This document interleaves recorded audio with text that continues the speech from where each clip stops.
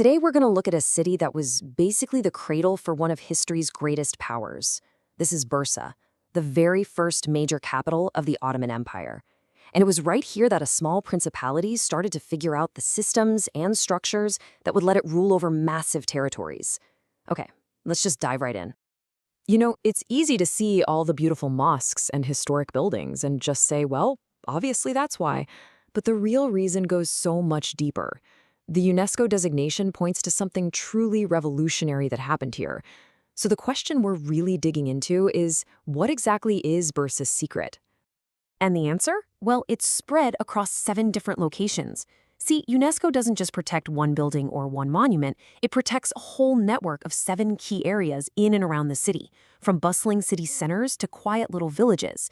And that tells us we're not just looking at buildings, we're looking at a complete system. So what was this system? It was, for lack of a better term, an innovative social blueprint. It was kind of the secret sauce for empire building that they perfected right here in Bursa and then basically copied and pasted across the entire Ottoman world. At the very heart of this blueprint was a concept called the vakif. Now, the best way to think of it is like a charitable foundation or a modern trust. Wealthy people, including the sultans themselves, would donate assets, I'm talking land, shops, farms, to fund public services forever. This became the literal economic engine of the city. And the physical result of that vakif system was something called the kuliya. And this wasn't just a mosque. No. It was a whole social complex. You'd have the mosque in the middle, and then all around it, you'd find a school, a public kitchen, a bathhouse, maybe even a hospital. All of it free for the public, and all funded by its own dedicated vakif. It was an absolutely genius way to create vibrant, self-sustaining cities, and fast. And here's the crucial point. This wasn't just about being charitable, it was a strategy for expansion. This incredible 1-2 punch of the vakif and the kuliya systems allowed the Ottomans to build and sustain new cities with mind-blowing speed and efficiency. It was a huge factor in their explosive growth. But the Ottomans weren't just innovating in social planning. Here in Bursa, they were also forging a brand new architectural identity, creating a style that would come to define their entire empire. So, before Bursa, mosque architecture in this area was often a lot simpler. Usually single-domed buildings. But Bursa was the laboratory. It's where architects started experimenting with the forms that would eventually lead to those magnificent, multi-domed grand mosques we all think of in cities like Istanbul. What's really fascinating is the specific layout they developed. It's sometimes called the Bursa style, or if you want to get technical, the inverted T-plan. It was an architectural signature that was used almost exclusively by the early Ottomans. It was their way of stamping their identity on their buildings. So what did this style actually look like? Well, a few key things really pop out. They were all about creating interiors that felt huge and full of light. They added these elegant covered courtyards or porticos right at the entrances. And, this is a really distinctive move, they often put the ritual washing fountain inside the main prayer hall, instead of outside in the courtyard like you'd normally see. And of course, these incredible projects didn't just pop up out of nowhere.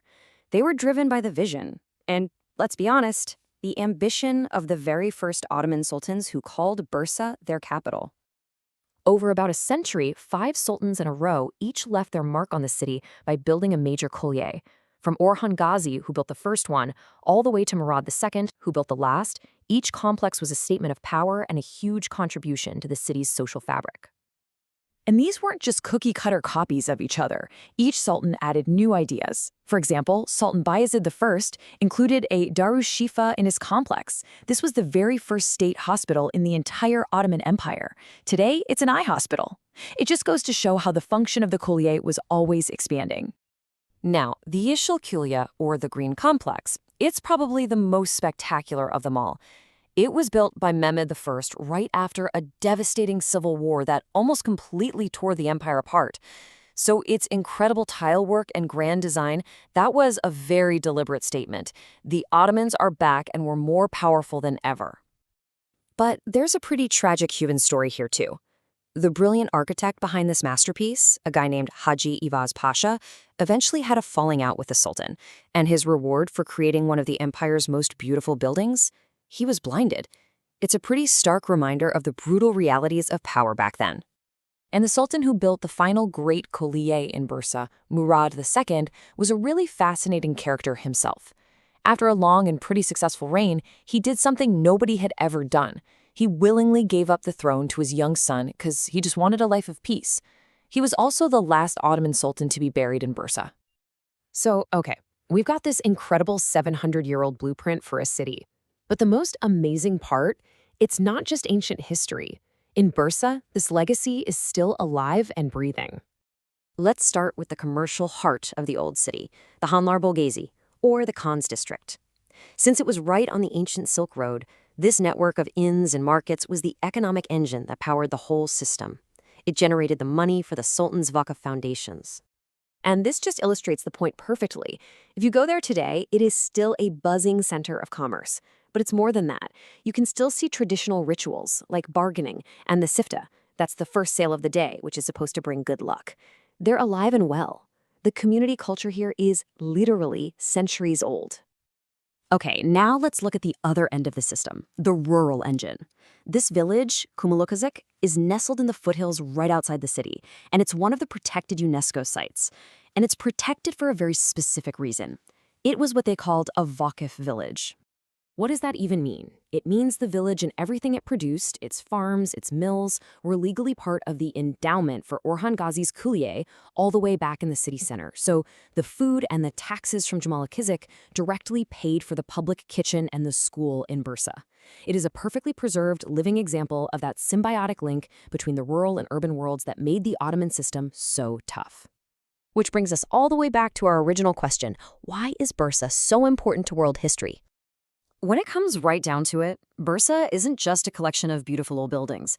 It's a World Heritage Site because it represents a complete, influential, and, this is the most important part, still living model of a totally revolutionary approach to building a society. It's the blueprint of an empire, preserved in both stone and spirit. And that leaves us with one last thing to think about. The blueprint we see in Bursa was designed around social welfare, economic integration, and community support. So if a 700-year-old city plan based on those principles can still feel so incredibly alive today, what does that tell us about the real secret to building communities that actually last?